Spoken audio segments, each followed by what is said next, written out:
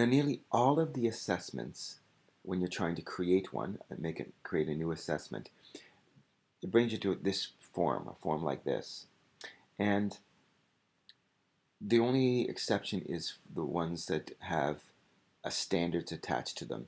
And if there was standards attached, there'd be an extra tab or two tabs at the top.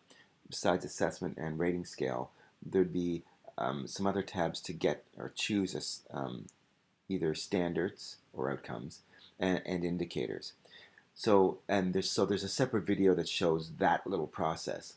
But generally, all the other assessments follow this process.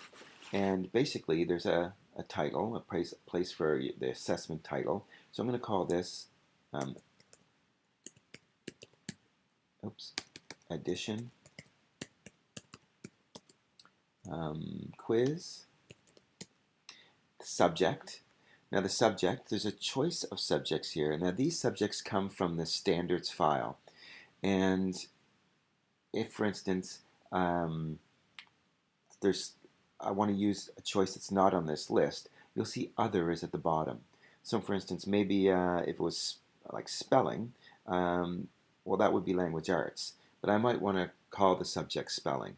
Or if it was like writing, instead of just language arts, I might want, actual writing as the subject area. So you can press other, and because I started here with addition quiz, maybe I'll just do this as operations, just to be more specific, just so you can see what I mean. And I'm going to put save. Now normally, if I was to do an addition quiz, I would just choose mathematics, but just to show you how this other works. So then I'm going to press in the value, and I'm going to give a value of 10 for this. Lots of times I leave that blank. I don't use it. I don't use value. And if I want to put a value in later, I can anyway, so sometimes I just leave it blank. Now the grade.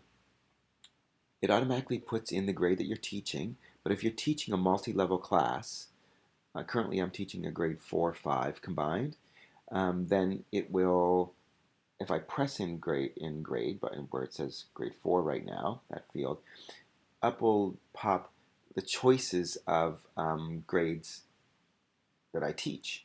So if I wanted my grade 5 students to show up over here on the right hand side, then I press grade 5 there. But I'm going to keep it at grade 4. I'm just going to press somewhere outside here in the gray spot to get that little pop-up to disappear. Then date. I'm going to press in date.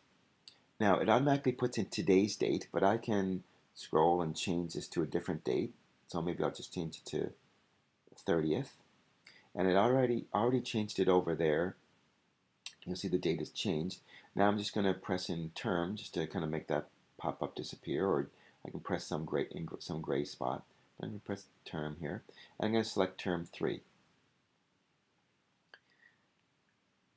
Now these next few choices I often leave blank, but they're there to give a little bit more information. Assessment type. There's pre, initial, mid, final, review. And then you'll see edit values at the bottom.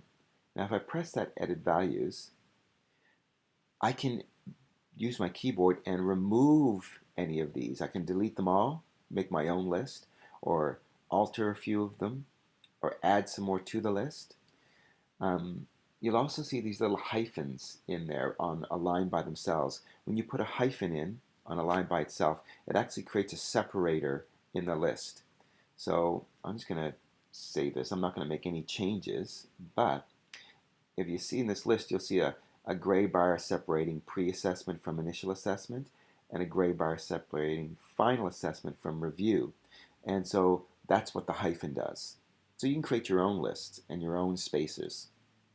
I'm going to choose mid-assessment for this. Group type. There's whole class, small group, peer mentoring, individual. But again, there's edit values, so you can add your own to this list, your own terms, or remove some. So I'm just going to say this is a whole class.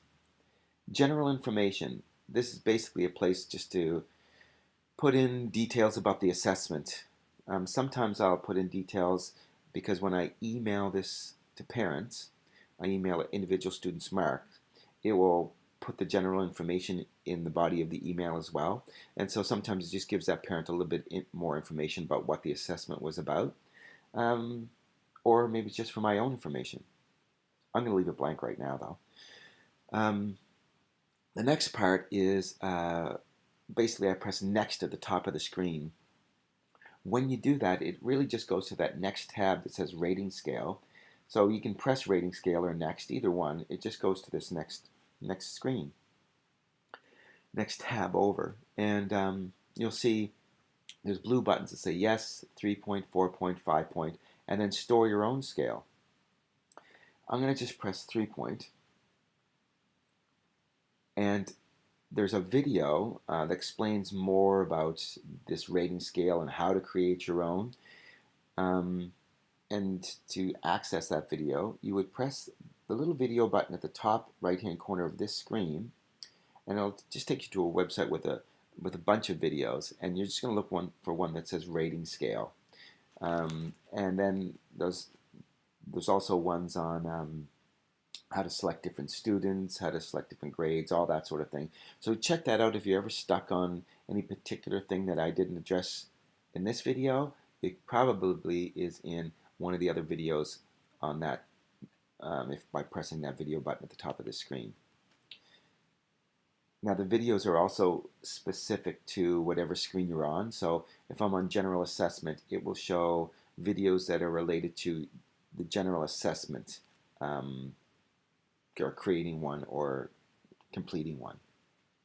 So I'm all done now. I'm just going to press submit basically, and this would create either my general assessment, my general list assessment, my quick reading, my full reading, my rubric, or my continuum.